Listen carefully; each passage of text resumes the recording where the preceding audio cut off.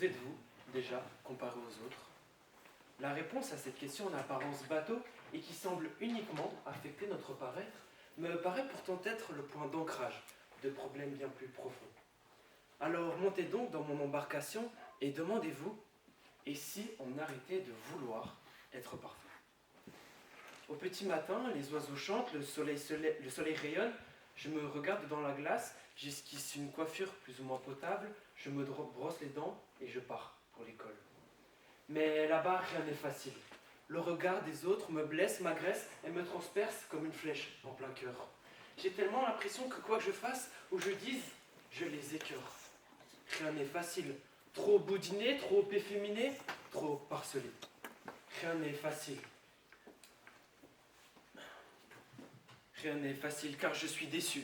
Déçu de moi, déçu de ça et déchu d'un sourire qui va masquer mon visage jusqu'à ne plus tenir et arriver doucement à cette journée, cette dernière journée qui m'attire. Alors, ne vous inquiétez pas, cette histoire ne m'appartient pas. Elle est purement fictive. Fictive, oui, mais pourtant beaucoup trop répétitive, itérative et destructive. Car oui, le suicide est la 3e cause de décès chez les jeunes, bien avant les drogues ou l'alcool. Voilà en fait. En voulez-vous d'autres? En voilà un autre. Selon l'OMS, un enfant sur 5 est souffre d'un malheur important. C'est des centaines dans une ville, des dizaines dans une école, et même plusieurs dans une seule classe. Alors face à tous ces chiffres alarmants, je me demande, sommes-nous trop faibles ou au contraire sommes-nous trop durs avec nous-mêmes? Trop pressés d'être parfaits, parfaits à l'école, parfaits sur les réseaux, parfaits dans le regard des autres. On nous apprend à viser l'excellence, jamais à accepter la chute. On nous apprend à être les meilleurs, jamais à avoir le droit d'échouer. On nous apprend à rentrer dans des cases, jamais à être nous-mêmes. Et oui, j'en suis sûr, nos vies seraient plus simples, plus joyeuses et surtout plus nous, si l'on arrêtait de vouloir être parfait. Mais donc d'où vient cette manie à vouloir être le meilleur? Succès égale richesse, richesse égale bonheur, diront les plus mauvais rappeurs. Mais il ne faut pas être docteur pour comprendre que cela est une erreur. En parlant d'erreur, tiens, ne dit-on pas souvent que c'est en faisant que l'on apprend?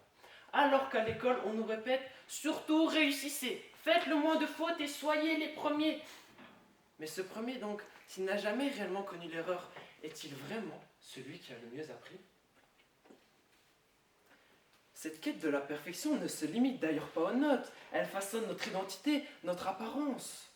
On nous apprend à lisser, gommer, effacer ce qui fait notre singularité pour leur ressembler.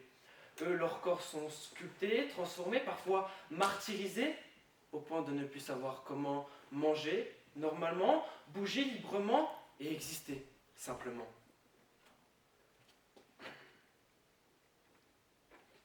Leurs corps sont déformés par des produits plus que dangereux et des standards inatteignables. Ils deviennent des objets plutôt que des êtres humains. Et cette pression ne vient plus seulement de la société, elle s'infiltre dans nos poches à travers nos écrans. Car sur les réseaux, quand leur corps parfait défile sans pause, dans notre cerveau, cela s'impose, jusqu'à devenir des normes grandioses. Et malheureusement, aujourd'hui, ce sont les regards qui nous façonnent, qui faussent notre perception, qui effacent peu à peu qui nous sommes et qui font de nous des contrefaçons. Malgré tout, c'est dans les yeux de ceux qui refusent de nous voir que l'on continue à chercher cet espoir.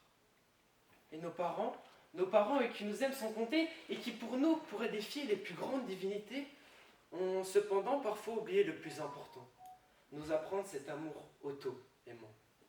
Car comme le disait Oscar Wilde, s'aimer soi-même est le début d'une histoire d'amour qui durera toute une vie. Et j'ajouterais même que c'est les premiers pas vers le bonheur. Car aucun amour, aussi sincère soit-il, ne peut réellement combler un cœur qui ne s'accepte pas lui-même. Alors aujourd'hui, je vous invite, vous qui m'écoutez, vous qui me comprenez, à ralentir dans cette quête à la perfection. Car le seul succès, le seul qui vous rendra fiers, vous et vos proches, c'est celui d'oser. Osez être vous-même. Merci.